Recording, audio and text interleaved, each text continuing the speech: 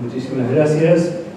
Un placer estar compartiendo esta mesa y agradezco enormemente a Editorial Sicut la confianza en respaldar editorialmente estas investigaciones que tienen que ver con recuperar la memoria colectiva del movimiento obrero. Un trabajo que vengo haciendo desde hace más o menos unos 35, 38 años, en la larga militancia que me ha llevado a través del movimiento obrero a ver estas cosas que, como muchas veces se dice, en la Argentina tenemos una historia oficial, ¿no?, de la política, pero también hay una especie de historia oficial del sindicalismo.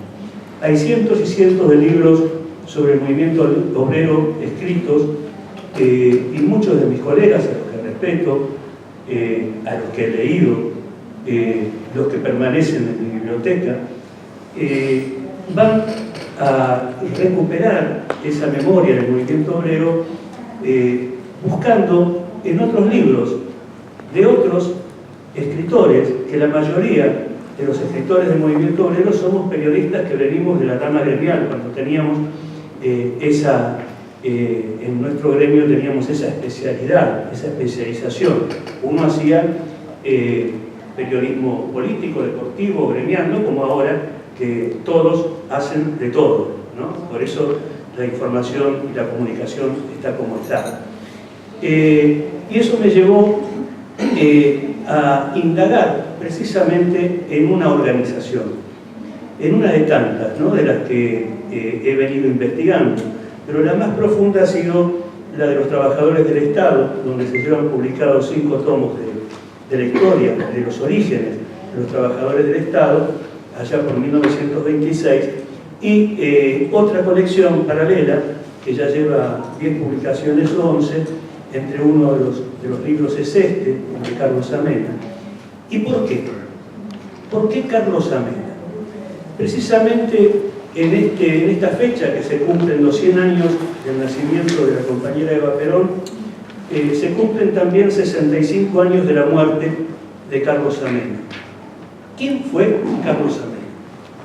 Bueno, resulta que indagando en la historia de ATE me encuentro en que hace muchísimos años, por allá en 1944, un enfermero que había llegado de Tucumán a la provincia de Salta padeciendo tuberculosis, se había internado en un hospital, y estamos hablando de antes de esa fecha, a última parte de la década infame, donde se hacía dificultoso poderlo atender debidamente. Entonces su médico de cabecera lo enseña a autoinyectarse y automedicarse a través de los medicamentos que le podían acercar. Ese hombre, cuando se recupera un poco de la tuberculosis y le dan el alta, empezaba a florecer un proyecto hospitalario en General Güemes, ya estamos hablando de la década del 40, en que se empieza, 44, 43, 44, se empieza a terminar una obra que había quedado media paralizada, hospitalaria, para atender a los palúdicos. Y el mismo médico que atendió a Samena, ya viendo lo que sabía inyectar, le ofrece entrar a ese hospital como un enfermero autodidacta, digamos, becario, a formar parte del primer plantel de enfermeros del Hospital Güemes. Y ese hombre, con suma conciencia de clase, empieza a trabajar, se conoce ahí con Méndez, que venía de la provincia de Buenos Aires, también enfermero, con un grupo de mujeres que no sumaban 12 o 14 personas, y lo que él piensa, viendo lo que fue el proceso preperonista en esa década, empezar a acercarse a lo que acá acababa de decir la compañera, lo que termina siendo el Partido Laborista. Pero entiende que lo primero que debía hacer era organizarse en ese proceso que venía desde la Secretaría de Trabajo, organizando Perón con Mercante y con Isabel Herz, también una vez ya creada la Secretaría de Trabajo. Y decide organizar a esos enfermeros, a esos 12, 14 enfermeros, y afiliarlos a la Asociación Trabajadores del Estado, que no permitía tener una seccional todavía si no tenían 50 afiliados, pero los aceptan como afiliados directos. Y en pocos meses crean la primera seccional, en pocos meses ya eran 50 los enfermeros. O sea que agrupan a todos los enfermeros de ese hospital de General Güemes y crean la seccional de ATE en ese lugar, antes que se creara la seccional formal, digamos, histórica, que todavía existe, que es la de Salta Capital. Ese hombre crece y en un viaje que hace Perón a la región, pasa por ese lugar y se entrevista con ese joven enfermero, ese grupo de jóvenes enfermeros, a quienes alienta a seguir aportando al movimiento obrero. Y una vez que se produce, después del 17 de octubre, el triunfo del peronismo en 1946, esos trabajadores enfermeros nucleados en ATE aportan a otra cosa, a la organización de otros obreros no sindicalizados, como los del Ingenio San Isidro. Este Ingenio San Isidro que viene siendo amenazado ya desde la época de Menem, y ellos aportan a organizar a esos trabajadores con un valor agregado. Ambos ya tenían cargos legislativos, porque habían sido representantes del Partido Laborista. Uno, senador provincial, y el otro, diputado provincial. Isamena siguió creciendo y fue intendente de Salta Capital, gobernador de Salta, y también senador nacional antes de la caída del gobierno. Lo importante de esto es por qué durante 65 años que han transcurrido desde su muerte se silenció su trayectoria.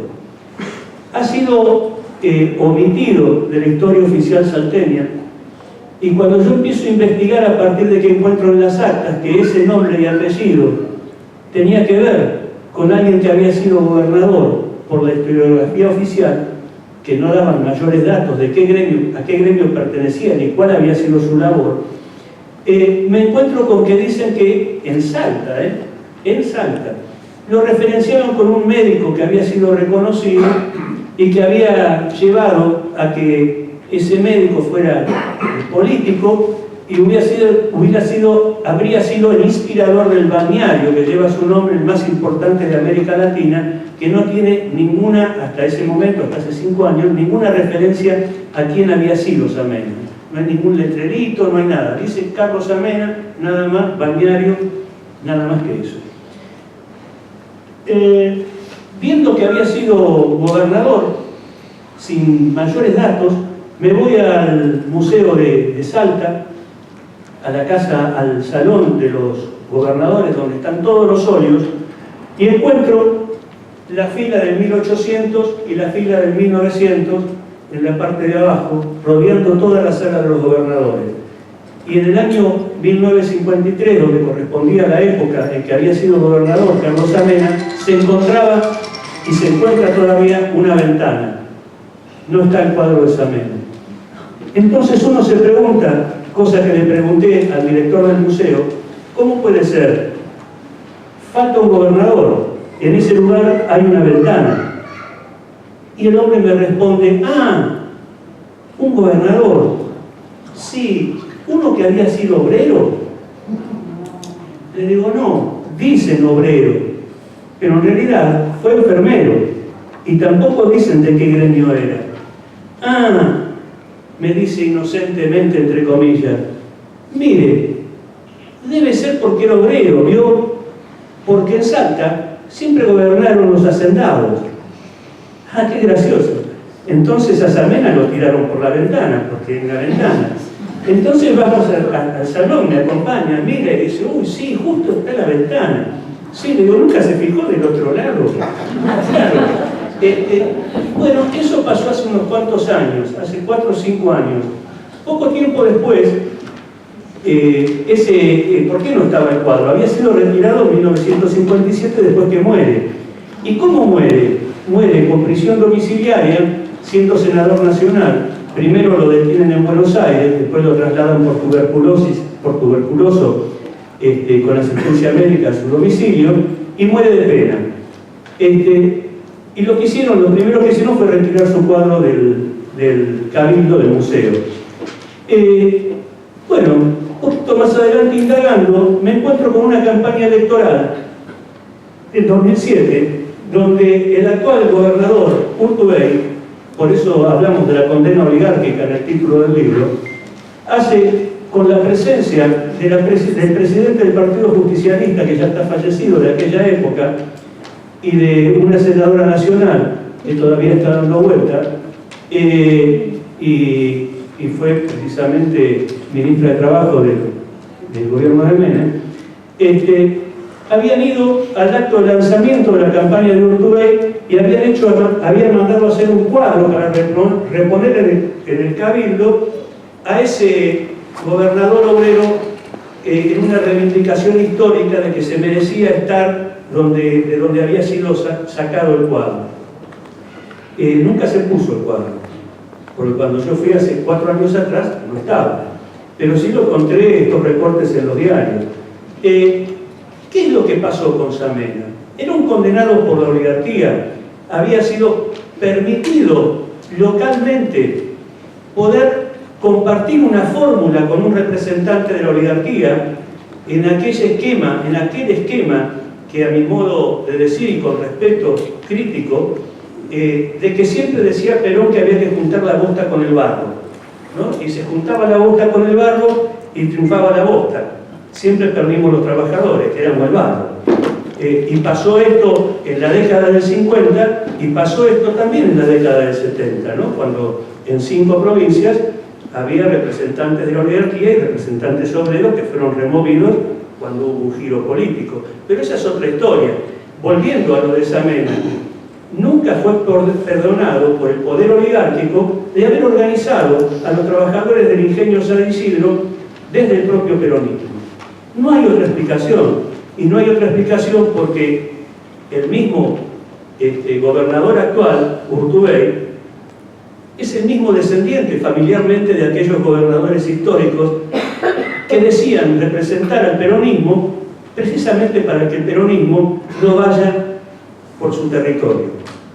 Era esto, era el oportunismo oligárquico del que estamos acostumbrados y que cada vez se fue agravando en formas, tratando de distorsionar o de desperonizar a la sociedad, cosa que verdaderamente es imposible, porque es tal la obra que ha hecho el peronismo en la Argentina como los representantes obreros, y no por casualidad, que fueron estatales y silenciados en la historia que yo digo oficial del sindicalismo.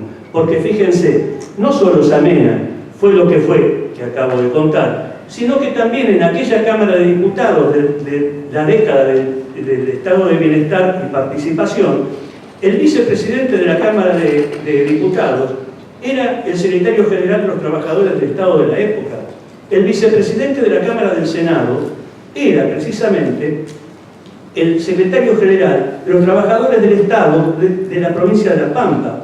Y también un diputado provincial, y acá hacían recién mención al compañero, que no lo retengo ahora en la memoria, que recorrió armando el Partido Laborista, y se fue a entrevistar por ejemplo, con René Echen, cuando René Echen era el secretario general de los trabajadores del Estado en Río Negro, y lo propone para que sea diputado territoriano, que tenía voz pero no voto, y siempre, hasta el día de hoy, se sigue reconociendo que Evita pudo imponer en ese plan quinquenal la provincialización de Río Negro.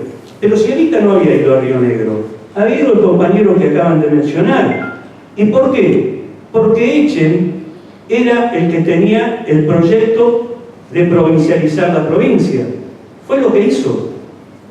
Y no fue el único. hubo otros, y en el momento de la caída del peronismo, precisamente el secretario general de la CGT, que hasta en la página oficial de la CGT figura como estatal sin hacerse referencia, era el secretario general adjunto de los trabajadores del Estado. Y esto es por una sencilla razón. El corazón de la patria, dicho acá en el libro, el corazón de la patria es el Estado. Y el latir de ese corazón son los trabajadores estatales. Y por lo primero que vienen los gobiernos liberales, en nombre de lo que vengan, es por el Estado. Es por el corazón y el latido de esos trabajadores que son los únicos capaces de poder aportar con coherencia la planificación del Estado para que dejemos de ser un país colonial independiente.